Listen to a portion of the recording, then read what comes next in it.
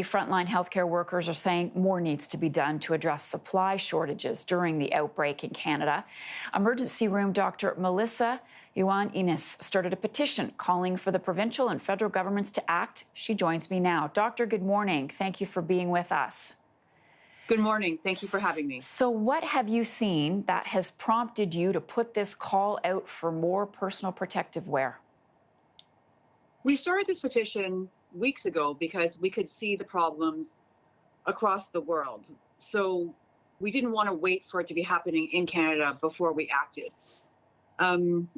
You could already see physicians, for example, dying in Italy because they didn't have gloves, and we didn't want the same thing to happen here. We knew that we didn't have enough protective equipment here for people working the front line.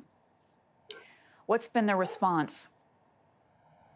Well, it's been excellent. I mean, we're closing in on 200,000 signatures on the petition itself.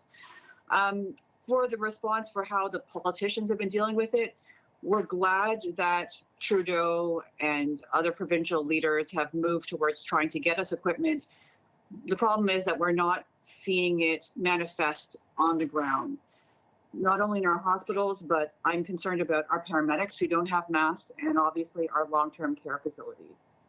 Yeah, that's a biggie with the long-term care facilities for sure. So can you identify some of the challenges that your hospital is facing right now? So I have to say that my personal hospital is quite small and has not been affected as much by the shortages.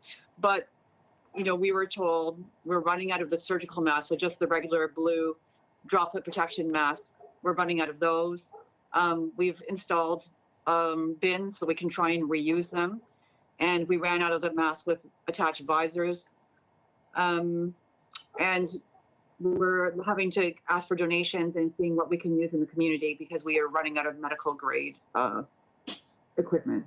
So are people scared when they're coming to work? How are they going about their jobs without this essential equipment?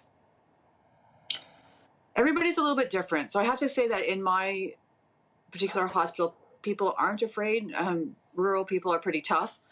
But we also have enough equipment right now. It's completely different, you know, if you're in New York or Italy and you don't have a mask or you've been using the same mask for a week because there's nothing else. And you know that if you get soiled or dirty, it's not protecting you. Other people have compared it to being a firefighter and being asked to run into a burning building without equipment on. You would never ask people to do that. That's why we need the equipment now. Okay, we hear you. Thank you so much, Dr. Yuan-Inness. All the best to you and stay safe. Appreciate your time. Still ahead, a